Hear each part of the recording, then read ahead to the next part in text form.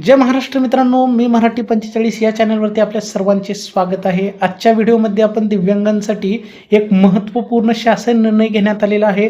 28 February 2026 या तारखेला म्हणजे दिव्यांग कल्याण विभागाकडून जे दिव्यांग व्यक्तींना स्वयंरोजगार करण्यासाठी जी साधन सामग्री साहित्य आवश्यक असतं ते खरेदी करण्यासाठी आता महाराष्ट्र शासनाकडून अर्थसहाय्य अनुदान देण्यात येणार आहे. तर प्रति लाभार्थी 15,000 रुपये इतकं अनुदान देण्यात येणार आहे. तर या व्हिडिओमध्ये आपण या GR मध्ये संपूर्ण डिटेल्स पाहणार आहोत. त्याच्यामध्ये आपण कोणते दिव्यांग या योजनेसाठी पात्र असणार आहेत, त्यासोबतच कागदपत्रे कुठली लागणार आहेत, अर्जाचा नमुना तुम्हाला इथं दाखवणार आहे. GR मध्ये अर्जाचा नमुना सुद्धा दिलेला आहे, जोडलेला आहे. सोबतच तो अर्ज तुम्हाला ऑफलाईन भरायचा आहे. जिल्हा दिव्यांग कल्याण विभागाला हे अर्ज तुम्हाला जमा करायचा आहे.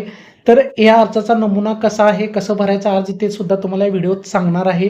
15,000 रुपये प्रति लाभार्थी अर्थसहाय्य देण्यात येणार आहे साधन सामग्री खरेदी करण्यासाठी, स्वयंरोजगारासाठी. तर दिव्यांग बांधव सर्व प्रवर्गातील दिव्यांग बांधव या योजनेसाठी पात्र असणार आहेत. तर GR बघूया आपण सविस्तररित्या काय असणार आहे. तर GR मध्ये बघू शकता तुम्ही दिव्यांग व्यक्तींना स्वयंरोजगारांसाठी साधन सामग्री घेण्यासाठी वित्तीय सहाय्य या शीर्षकाखाली GR काढण्यात आलेला आहे. त्यासोबतच या योजनेचा उद्देश असा असणार आहे की प्रशिक्षण घेतलेल्या दिव्यांग व्यक्तींना त्यांच्या कौशल्यानुसार स्वतःचा व्यवसाय स्वयंरोजगार चालू करण्यासाठी जे साधन लागतात किंवा उपकरण लागतात त्यासाठी अर्थसहाय्य प्रदान करणे हे उद्देश आहे योजनेचा. आणि त्याचबरोबर स्थानिक पातळीवर लघु उद्योग किंवा सेवा व्यवसाय सुरू करण्यास प्रोत्साहन देणे हा यामागचा प्रमुख उद्देश आहे. तर या योजनेसाठी निकष काय असणार आहेत बघा. तर ही योजना दिव्यांगत्वाच्या सर्व प्रकारासाठी लागू असणार आहे. म्हणजे सर्व दिव्यांग जे बांधव आहेत, अंध असतील, अस्थिव्यंग असतील, कर्णबधिर असतील, तर सर्व प्रकारातील दिव्यांग या योजनेसाठी पात्र असणार आहेत. दुसरी म्हणजे सर्वात महत्त्वाची अट आहे ते म्हणजे 18 वर्षापेक्षा कमी नसावी वय लाभार्थ्याची. त्यानंतर सदर योजनेअंतर्गत अर्थसहाय्याची कमाल मर्यादा ₹15,000 इतकी असणार आहे आत्ता सांगितल्याप्रमाणे.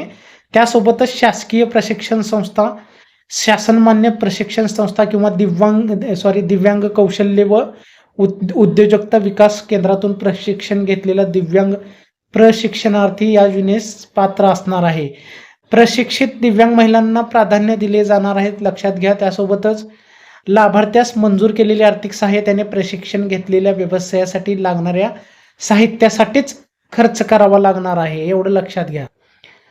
त्यानंतर सर्वात महत्त्वाचं म्हणजे कागदपत्रे कुठले लागणार आहेत. तर या योजनेचा लाभ घेण्यासाठी बघू शकता, एक नंबर आहे विहित नमुन्यातील अर्ज. जे अर्ज नमुना आहे ते तुम्हाला या व्हिडिओमध्ये मी सांगणार आहे. आणि तुम्हाला अर्ज पाहिजे असेल तर आपल्या टेलिग्राम चॅनलला सबस्क्राईब करा, फॉलो करा.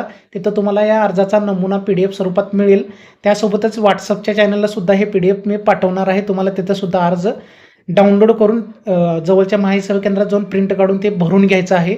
तर त्यासोबतच आधार संलग्न वैध वैश्विक ओळखपत्र, दिव्यांगत्व प्रमाणपत्र म्हणजे UDID कार्ड लागणार आहे. त्यासोबतच प्रशिक्षण प्रमाणपत्र, ज्या शासकीय प्रशिक्षण संस्थेमधून तुम्ही प्रशिक्षण घेतलेलं आहे त्याचं प्रमाणपत्र लागणार आहे.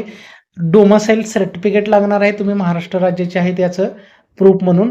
त्यासोबतच खाली बघू शकता साहित्याची यादी तुम्हाला इथं द्यावी लागणार आहे, लिस्ट. त्यासोबतच आधार संलग्न बँक खात्याचा तपशील म्हणजे DBT द्वारे डायरेक्ट तुमच्या अकाउंटमध्ये 15,000 रुपये जमा केले जाणार आहेत. त्याच्यामुळे DBT द्वारे जे बँकेला लिंक आहे आधार नंबर, ते बँक अकाउंट तुमचं लागणार आहे. त्यासोबतच हा अर्ज तुम्हाला सर्वात महत्त्वाचं म्हणजे आत्ता सांगितल्याप्रमाणे जिल्हा कार्यालयाकडे करायचं आहे. जे दिव्यांग कार्यालय असतं जिल्हा स्तरावर, तिथं तुम्हाला हे अर्ज करायचा आहे. ऑफलाईन प्रक्रिया असणार आहे.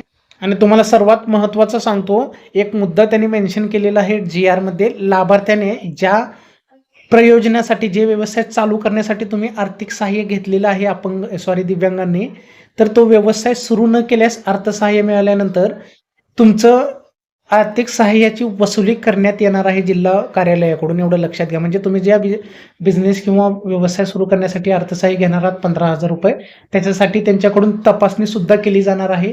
जर तुम्ही हे उद्योग सुरू नाही केलं तर, आणि जर त्यांना आढळलं तुम्ही सुरू केलेलं नाही, दुसऱ्याच कामासाठी जर 15,000 रुपये वापरले तर त्याची वसुली केली जाणार आहे, एवढं लक्षात घ्या. त्यासोबतच GR मध्ये खाली स्क्रोल करून आल्यानंतर अर्जाचा नमुना बघू शकता तुम्ही. GR मध्ये जोडून आलेला आहे. तर अर्ज कसं करायचं, कसं भरायचं हे सांगतो थोडक्यात.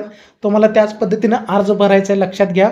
तर इथं सर्वात प्रथम अर्जामध्ये बघू शकता जिल्ह्याचं नाव टाकायचं तुम्हाला. जिल्ह्याचं नाव टाकल्यानंतर इथं बघू शकता जिल्ह्याचं नाव इथं ऑप्शन आहे. इथं नाव टाकायचं आहे. विषय आहे दिव्यांग व्यक्तींना स्वयं रोजगारासाठी साहित्य घेण्यासाठी आर्थिक सहाय्यासाठी अर्ज, हे ऑलरेडी आहे. तर त्यानंतर स्क्रोल करून खाली आल्यानंतर तुम्हाला माहिती भरायची आहे, बघू शकता वैयक्तिक माहिती. तर इथं बघू शकता सर्वात प्रथम तुम्हाला इथं तुमचं नाव लिहायचं आहे, संपूर्ण मराठीत व इंग्रजीत दोन्हीपैकी भाषेमध्ये ज्या लिहायचे ते तुम्ही लिहू शकता. त्यासोबतच तुमचं गाव कुठलं आहे, तालुका, जिल्हा आणि गावचा जो पिनकोड आहे तो इथं टाकायचा आहे. जन्मतारीख लिहायची आहे, जे आधारप्रमाणे तुम्हाला इन्फॉर्मेशन भरून घ्या. जन्मतारीख, वय लिहायचं आहे. त्यासोबतच मोबाईल क्रमांक चालू द्यायचा आहे तुम्हाला. ईमेल ID जर असेल तर द्या, नसेल तरी आवश्यक नाही आहे. फक्त मोबाईल नंबर तेवढं व्यवस्थित द्या चालू.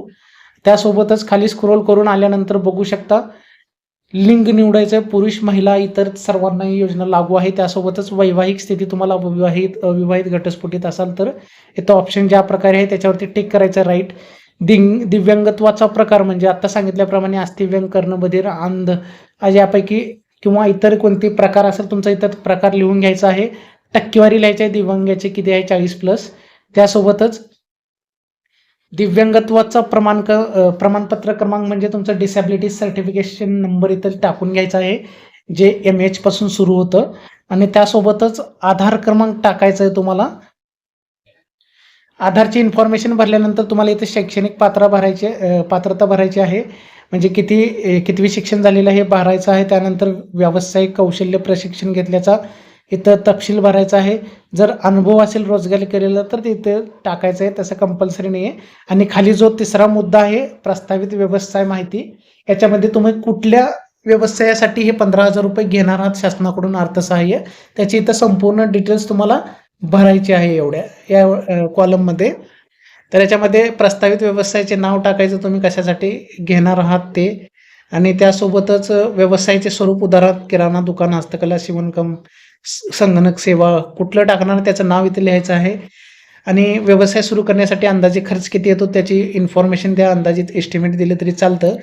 त्यासोबतच व्यवसाय सुरू करण्यासाठी साधने कुठली लागणार आहे त्याचं तपशील तुम्हाला इथं भरायचं आहे, कंपल्सरी माहिती आहे हे भरणं.